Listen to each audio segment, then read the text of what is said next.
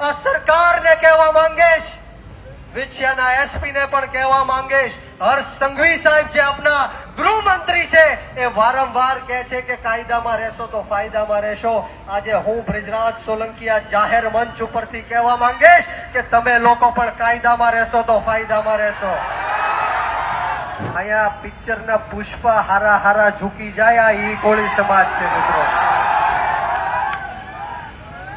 આ કોળી સમાજની શક્તિ અને કોળી સમાજની તાકાત આપણે સૌએ ઓળખવાની છે. હવે એવું લાગે છે કે ગુજરાતની અંદર કોળી સમાજના લોકો સાથે અન્યાય થઈ રહ્યો છે, કારણ કે જે રીતે વિંછિયાની અંદર જે ઘનશ્યામ રાજપરા છે તેમની હત્યા કરવામાં આવી અને એક પરિવારે પોતાનો મોભી ગુમાવ્યો, તેમ છતાં ગુજરાતની અંદર કેટલા બધા કોળી સમાજના નેતાઓ છે પણ બધા ચૂપ છે.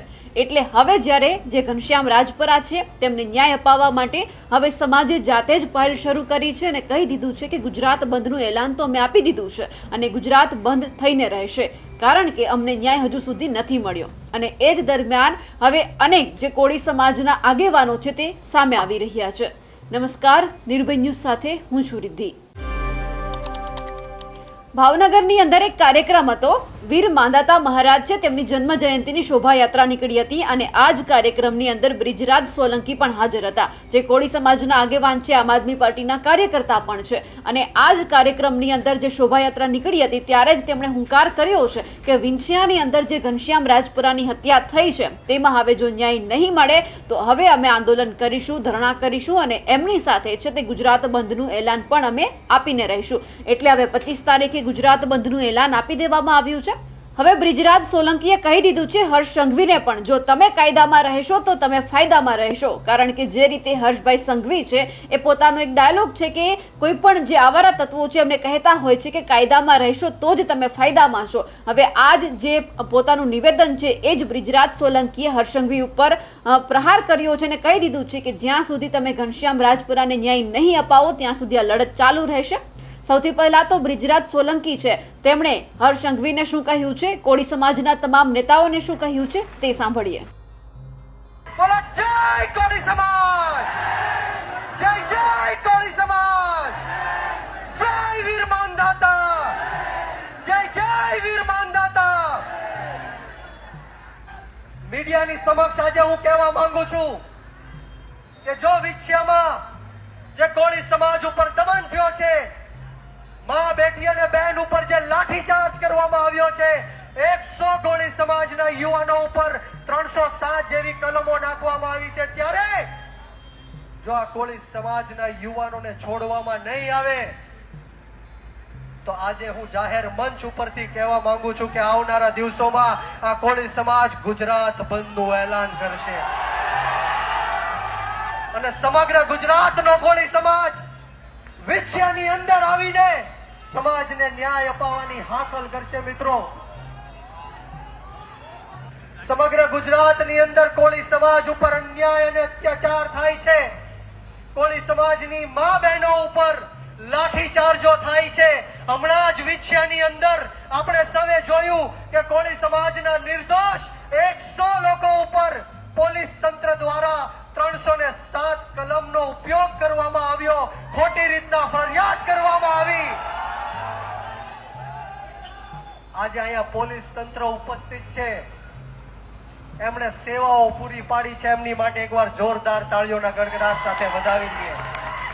પરંતુ આજ સાથોસાથ હું વિછિયાના પોલીસ તંત્રને કહેવા માંગીશ, આ સરકારને કહેવા માંગીશ, વિછિયાના એસપી ને પણ કહેવા માંગીશ, હર્ષ સંઘવી સાહેબ જે આપના ગૃહમંત્રી છે એ વારંવાર કહે છે કે કાયદામાં રહેશો તો ફાયદામાં રહેશો.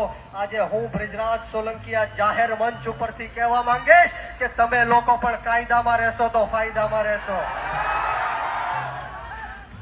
કોળી સમાજ ઉપર અન્યાય અને અત્યાચાર આ સમાજ સહન નહીં કરી શકે. 100 જણા કોળી સમાજના યુવાનો ઉપર 307 જેવી કલમો લગાડી છે જે ખોટી છે.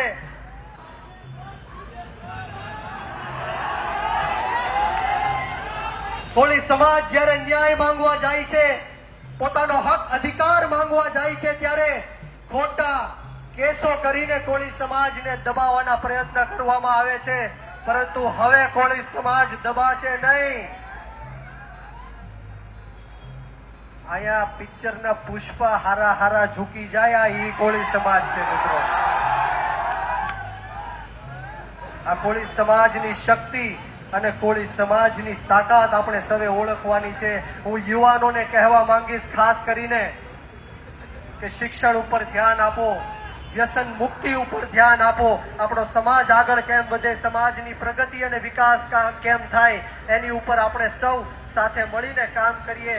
ત્યારે હું છેલ્લી વાત કહીને મારી વાણીને વિરામ આપીશ કે આપ સૌનો ખૂબ ખૂબ આભાર વ્યક્ત કરું છું અને આવો ને આવો સાથ સહકાર અને પ્રેમ હર હંમેશ મળતો રહે એવી પૃથ્વીપતિ સમ્રાટ વીર માનધાતા મહારાજના ચરણોમાં પ્રાર્થના સાથે બોલો જય માનધાતા, જય જય માનધાતા, જય કોળી સમાજ, જય જય કોળી સમાજ.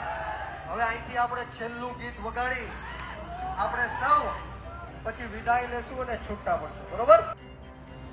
જે રીતે આપણે સૌથી પહેલા વાત કરી કે ઘનશ્યામ રાજપરાની હત્યા થઈ અને એ પછી કોળી સમાજ છે તે ન્યાય માટે મુહાર લગાવી રહ્યો હતો, પરંતુ કોઈ જ કોળી સમાજના નેતાઓ છે તે આગળ નહોતા આવ્યા. પરંતુ જ્યારે હવે ગુજરાત બંધનું એલાન કરવામાં આવ્યું છે ત્યારે એ જોવાનું છે કે હવે કોળી સમાજના નેતાઓ હજુ પણ ચૂપ બેસે છે કે પછી ન્યાય અપાવવા માટે મેદાનમાં આવે છે.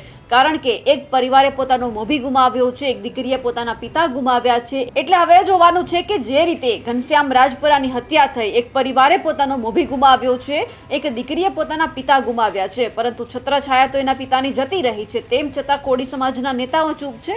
હવે બ્રિજરાજ સોલંકીએ પણ હર્ષ સંઘવીને કહી દીધું છે કે ન્યાય તો અપાવવો જ પડશે. તેમને લઈને આપનું શું કહેવું છે કમેન્ટ કરીને ચોક્કસથી જણાવજો.